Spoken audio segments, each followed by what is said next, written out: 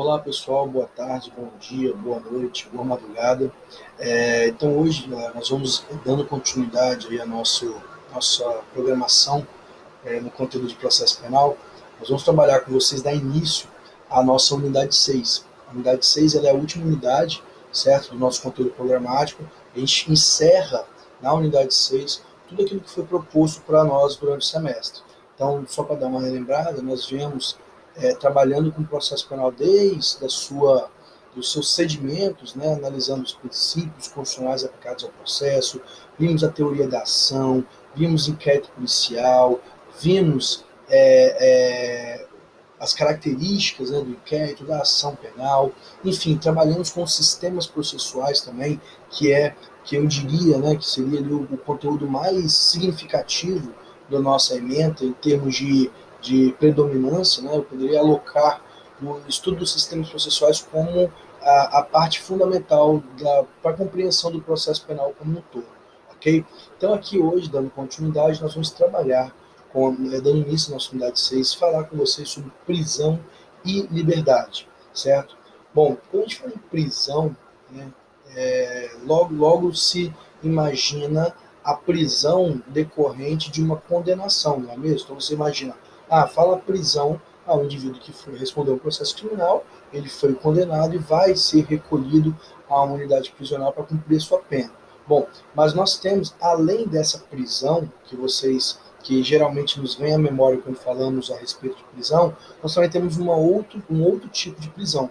E é esse outro tipo de prisão nós denominamos de prisão processual. Mas calma lá que nós vamos chegar e falar melhor sobre ela.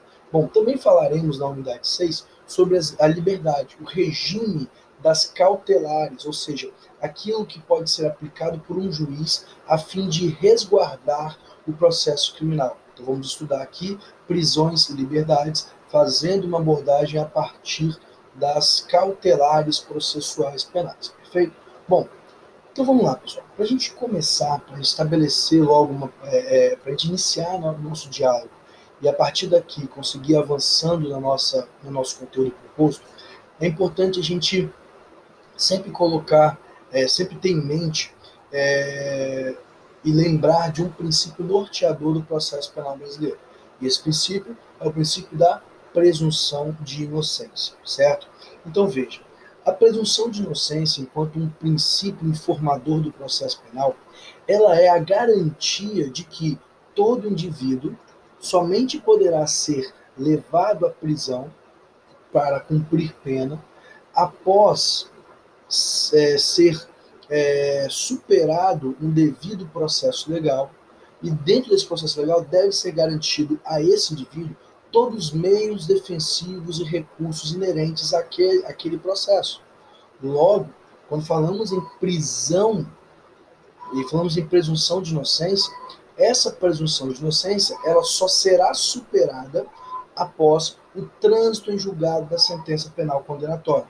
Então veja, eu costumo dizer que a presunção de inocência seria um escudo, né? Um escudo que envolve o acusado. E o Estado somente terá a permissão de trancafiar o indivíduo, de levá-lo a uma instituição penitenciária depois de superado essa presunção de inocência. E a presunção de inocência é tão importante que, para nós, todo indivíduo, não importa o crime que ele tenha cometido, ele é presumidamente considerado inocente. O que eu quero dizer com isso? Não importa se o camarada roubou, não importa se ele matou, não importa se ele estuprou, não importa a gravidade em concreto do crime praticado pela gente. Nós devemos sempre observar a presunção de inocência. E presunção de inocência, para nós aqui, ela é uma garantia fundamental. A presunção de inocência, ela está a serviço do acusado, ok? Como uma forma de resistência ao poder punitivo do Estado. De modo, então, que o Estado somente pode avançar para fingir privação de liberdade quando superada a presunção de inocência. Perfeito? Mas vejam só, para nós aqui, quando falamos em prisões cautelares, surge, portanto, um desafio muito grande. Seria possível conciliar a presunção de inocência com a permissão legal de prender o indivíduo antes do trânsito julgado? Porque todos vocês sabem que existem as prisões cautelares. E as prisões cautelares, elas são decretadas antes do indivíduo ser condenado. Logo, nós precisamos entender que é possível existir uma conciliação entre a presunção de inocência e a prisão cautelar. Por quê? Se a presunção de inocência nos diz que o indivíduo somente pode ser levado à prisão depois de transitada e julgada a sentença penal condenatória, como então eu autorizo prender o indivíduo, por exemplo, preventivamente? Olha, esse indivíduo vai aguardar o processo preso porque ele não pode ficar solto. Como conciliar, como compatibilizar a presunção de inocência e as prisões cautelares? Calma. Para a gente conseguir entender isso aqui, é preciso então a gente diferenciar duas modalidades de prisão. Nós temos então a prisão pena e a prisão cautelar. A prisão pena, ela se submete diretamente ao princípio da presunção de inocência. O que seria a prisão pena? A prisão pena é aquela prisão decorrente de uma sentença penal condenatória transitada em julgado. Isso é uma prisão pena. É a prisão para cumprimento de pena. E a prisão para cumprimento de pena apenas será decretada após o trânsito em julgado da sentença penal condenatória. Ponto. Perfeito? Bom, ao lado da prisão pena, nós temos também a prisão processual. Nós temos também a prisão processual ou prisão cautelar. A prisão processual ou prisão cautelar, ela tem uma finalidade diferente da prisão pena. Veja, a prisão pena tem por finalidade obrigar o indivíduo a cumprir uma obrigação, a obrigação de ficar recluso por conta de um crime cometido. Então, a finalidade da prisão pena é aplicar a sanção, é aplicar a reprovação contra aquele fato. Já a prisão processual, não. A prisão processual, ela tem por finalidade resguardar o processo. Então, muita atenção. A prisão processual ou prisão cautelar tem por finalidade resguardar o processo. Perfeito? Bom, então, estabelecidas essas informações gerais, estabelecidas essas premissas básicas, vamos então agora trabalhar com vocês sobre o conceito de prisão. Então, vocês viram que nós temos duas modalidades de prisão. Temos a prisão pena e temos a prisão processual. A prisão pena, ela está diretamente submetida ao princípio da presunção de inocência, de modo que ninguém pode ser levado à prisão para cumprir uma pena penal sem o trânsito julgado da sentença penal condenatória. Já a prisão processual, ela está indiretamente subordinada ao princípio da presunção de inocência, no sentido de que, ainda que o indivíduo seja presumido inocente, as circunstâncias fáticas permitem prender esse indivíduo, mas não para aplicar uma pena, mas para resguardar o processo. Porque caso esse indivíduo fique solto, ele poderá causar prejuízos para o processo. Vocês vão entender isso mais adiante, com mais calma, quando nós trabalharmos pormenorizadamente as prisões cautelares. Mas, por enquanto, essas duas informações são suficientes para que vocês possam saber diferenciar as duas modalidades de prisão e saber que elas têm pontos diferentes, ok? E que precisam ser tratadas diferentes. De modo algum, nós podemos confundir uma prisão pena com uma prisão cautelar. E a prisão cautelar não pode ser utilizada, ok? Não pode ser utilizada como um mecanismo oculto para cumprir uma pena. Ou seja, a prisão cautelar não pode, de maneira alguma, ser utilizada como antecipação de pena. Perfeito? Então vamos ao conceito de prisões. Okay? Esse conceito que eu trago aqui é o conceito encontrado na doutrina do professor Néstor Távora. Okay? Vamos lá então ao conceito. Prisão é o cerceamento da liberdade de locomoção e pode decorrer de uma decisão condenatória transitada em julgado, ou no decorrer de inquérito policial ou processo penal, justificados pelo risco do processo que a liberdade do agente impõe. Então veja que interessante. Pelo conceito, vai abranger tudo que nós falamos nessa parte introdutória. Porque veja, do conceito trazido pelo professor Néstor Távora, nós conseguimos extrair o seguinte, que a prisão ela é o cerceamento da liberdade de locomoção que decorre de uma decisão condenatória, daí então temos a prisão-pena, ou, ou então em decorrência de uma ordem judicial no decorrer do inquérito ou do processo penal. E essa prisão é chamada de prisão processual ou prisão sem pena, ok? Vírgula, desde que justificado pelo risco ao processo que a liberdade do agente impõe. Vejam então que, para a prisão-pena, eu tenho que demonstrar o quê? O trânsito em julgado da sentença penal condenatória. Já para a prisão-processo, para a prisão processual, eu tenho que demonstrar o quê? O risco da liberdade para o processo. Perfeito? Bom, vamos então aqui, pessoal, dando continuidade às modalidades de prisão.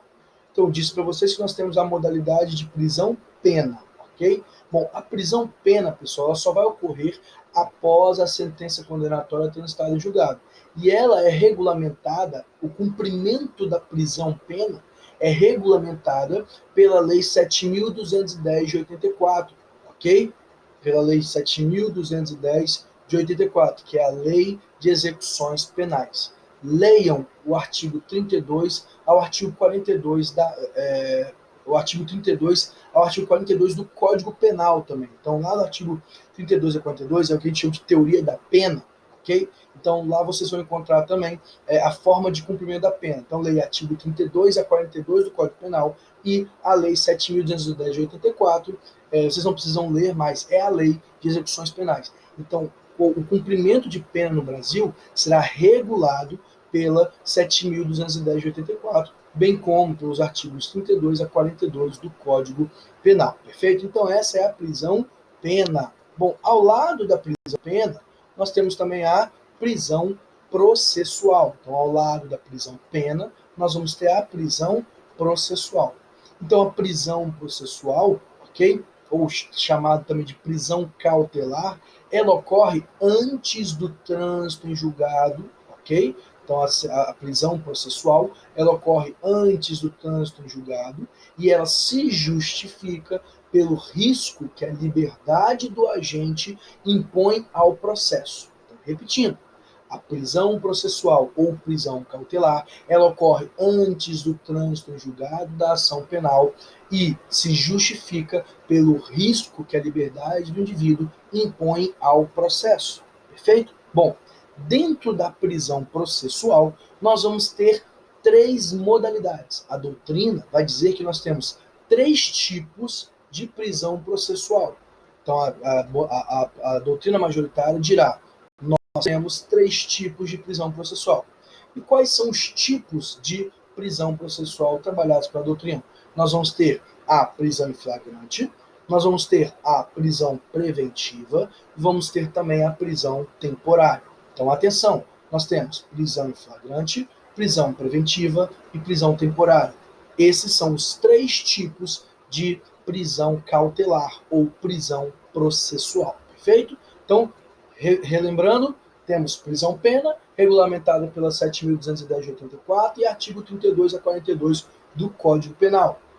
A prisão-pena, ela ocorre após o trânsito julgado da sentença condenatória e ela tem por finalidade aplicar a sanção penal ao indivíduo, após o devido processo legal. Já a prisão processual, ela ocorre antes do trânsito julgado e tem por finalidade resguardar o processo. Se justifica, portanto, pelo risco que a liberdade do indivíduo impõe ao processo. Dentro de prisão cautelar, nós temos três tipos de prisão cautelar. Temos a prisão flagrante, temos a prisão preventiva e temos a prisão temporária. Perfeito? Bom, seguindo aí, pessoal, no nosso roteiro, né, do nosso estudo das prisões cautelares, ok? Eu queria trabalhar com vocês sobre alguns princípios, né? Sobre alguns princípios para as prisões cautelares. Okay? Quais são os princípios que regem as prisões cautelares ou prisão processual, ok? Para isso, mas antes de estudarmos os princípios, eu queria trabalhar com vocês sobre os requisitos e fundamentos das prisões cautelares, ok? Então veja, toda prisão processual, seja ela preventiva ou temporária, ela deve estar voltada para garantir a idoneidade do processo, para que o processo criminal e também para que o inquérito criminal não seja prejudicado. Perfeito? Então vamos lá então para os requisitos. Quais são então os requisitos e fundamentos das prisões cautelares? O primeiro requisito aí, pessoal, seria ali o fumus comissi delicti, ok? Fumus comissi delicti. O que seria o fumus comissi delicti? O fumus comissi delicti seria nada mais nada menos do que os indícios do cometimento de um crime. Por isso, fumus comissi delicti, indícios do cometimento de um crime. Esse é o requisito fundamental para que o juiz decrete a prisão de alguém. Então, uma vez o juiz verificando que existe indícios do cometimento de um crime, ele poderá, num primeiro momento, já pensar em aplicar uma prisão preventiva, uma prisão cautelar. Mas também temos o fundamento das prisões cautelares. Então, nós temos o requisito ele é indispensável. O requisito fundamental é a ocorrência de um crime, porque eu nunca vou prender ninguém, seja para cumprir pena, seja para resguardar o processo, se não tem indícios de um crime. Então tem que ter indícios do cometimento de um crime, ou seja, fumus comissi delicti. Além disso, nós temos que ter o fundamento da prisão cautelar. O fundamento da prisão cautelar é o periculum libertatis, ou seja, o perigo na liberdade. Então, somado o fumus comissi delicti mais o periculum libertatis, ou seja, indícios da ocorrência de um crime, mais o perigo da liberdade desse indivíduo para o processo, eu estaria, em tese, autorizado a decretar uma prisão processual. Perfeito?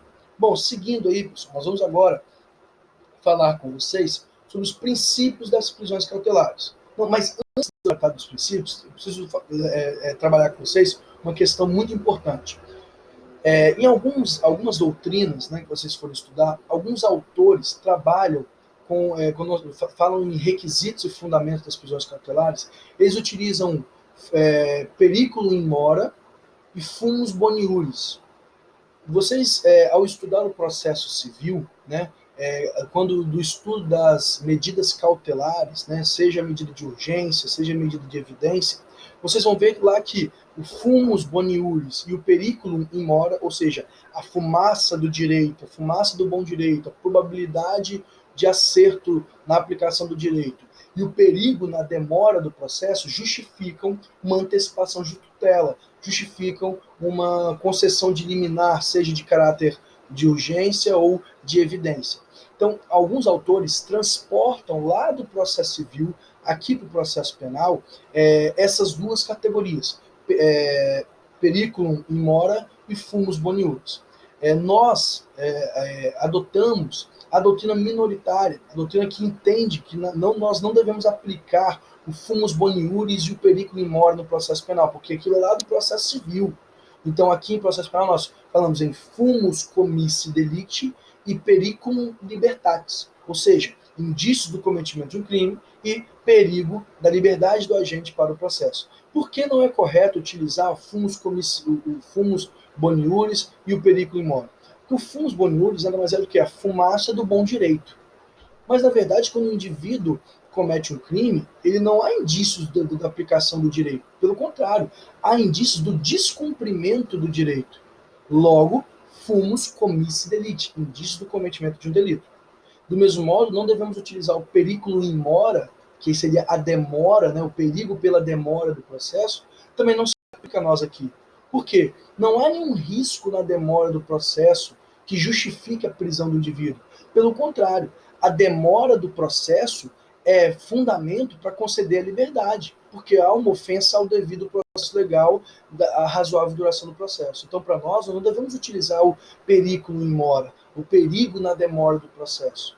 Então, o correto é chamar de periculum libertatis, ou seja, o perigo que a liberdade do indivíduo ocasiona para o processo. Bom, feita então essa consideração, vamos avançar e começar a tratar sobre os princípios das prisões cautelares, ok? Vamos falar sobre os princípios das prisões cautelares. O primeiro princípio que eu queria trabalhar com vocês é o princípio da jurisdicionalidade e motivação.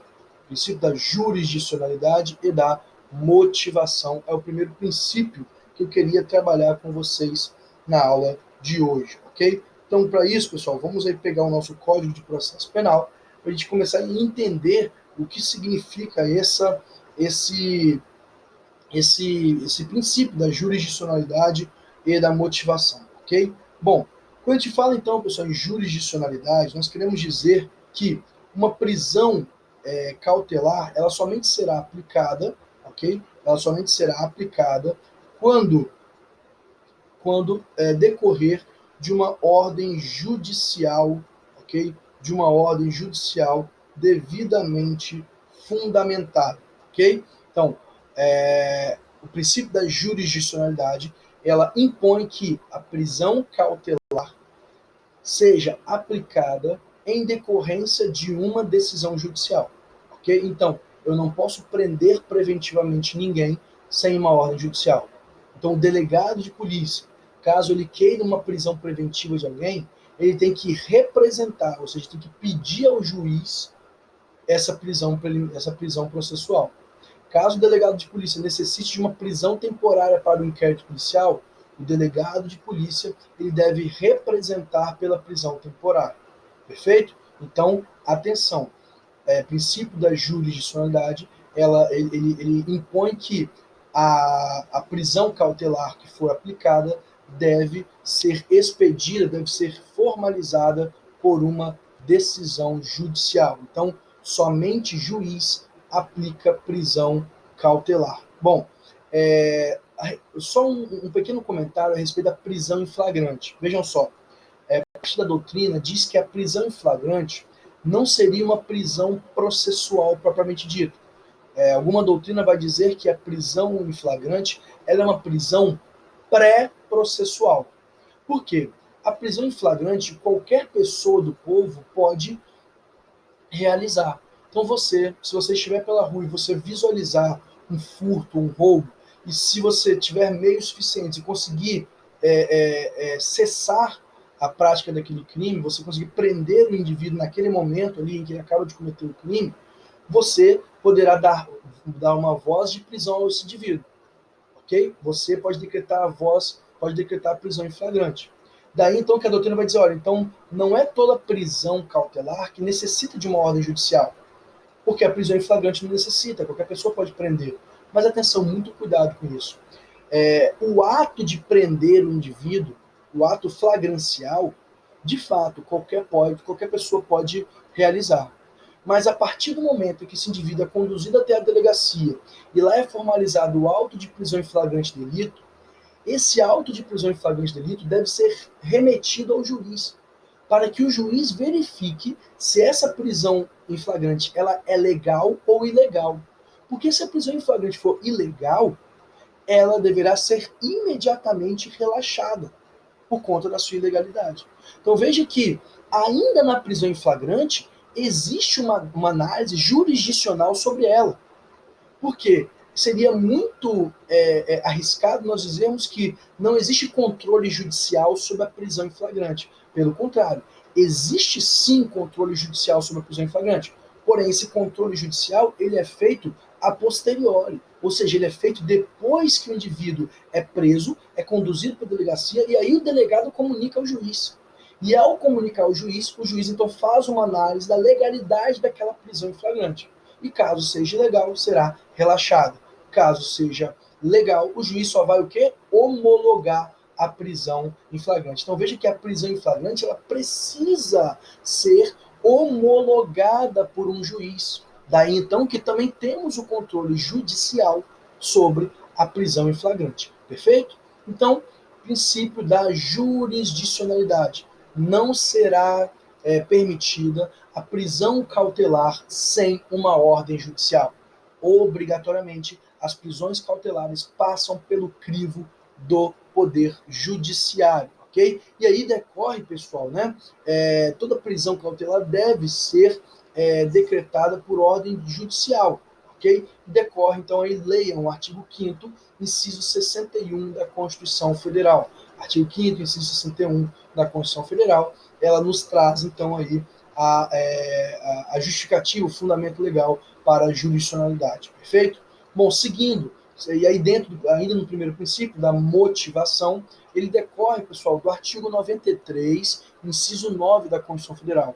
Toda decisão judicial deve ser devidamente fundamentada, sob pena de nulidade. Ou seja, para que eu decrete a prisão cautelar de alguém, eu preciso justificar, eu preciso fundamentar essa prisão. Ou seja, o juiz deve detidamente analisar o caso e justificar a prisão para aquele caso. Caso o juiz não faça a devida fundamentação, essa decisão poderá ser relaxada por ilegalidade na fundamentação. Ou seja, uma fundamentação mal feita para decretar uma prisão cautelar, ela pode ser anulada. Então, atenção, uma decisão de decretação de prisão cautelar mal feita pode ser anulada por ausência de fundamentação. Então, leiam o artigo 93, inciso 9 da Constituição Federal. Além do artigo 93, inciso 9 da Constituição Federal, existe agora, com o advento da Lei 13.964 de 2019, o chamado pacote anticrime, um importante dispositivo no nosso Código de Processo Penal que vem justamente no sentido de obrigar o juiz a fundamentar as suas decisões que decretam a prisão. Por quê? A doutrina, a advocacia, há muito tempo reclamava de decisões proferidas por juízes, ok? Muito genéricas. Decisões genéricas, decisões abstratas, que poderiam, por exemplo, ser utilizadas para qualquer caso.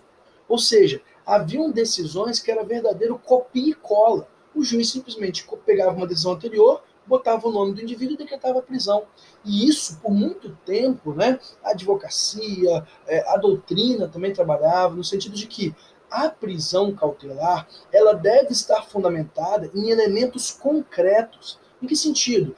O juiz deve conseguir retirar daquele fato a justificativa em concreto para prender preventivamente.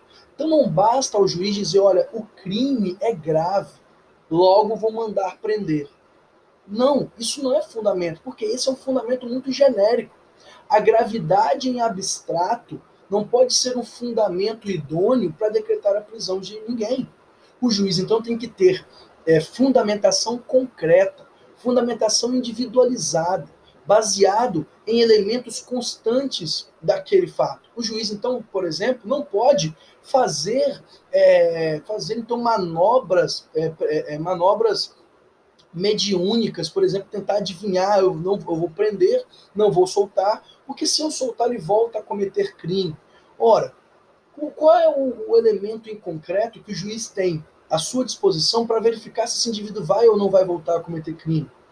Ou seja, o juiz não pode presumir que o indivíduo vai voltar a cometer um crime. Por quê? A única presunção que existe para nós no processo criminal é a presunção de inocência.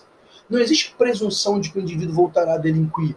Para que o juiz decrete a prisão de alguém com esse fundamento, olha, vou prendê-lo cautelarmente porque ele poderá voltar a delinquir, o juiz tem que demonstrar, olha, ele poderá voltar a delinquir, por quê? Porque tem isso aqui, ó. Esse indivíduo já foi preso anteriormente pelo mesmo crime, ele tem uma condenação criminal, ele pertence a uma organização criminosa, esse indivíduo é reincidente, ele é contumaz na prática de crime.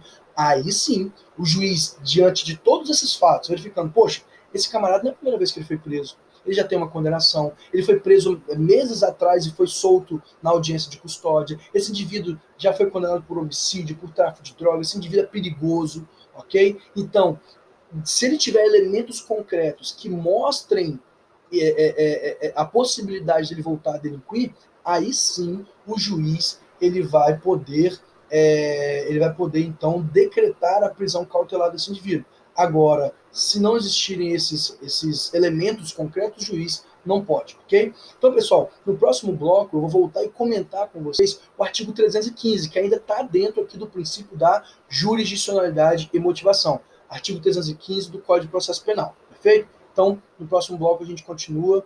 Até logo.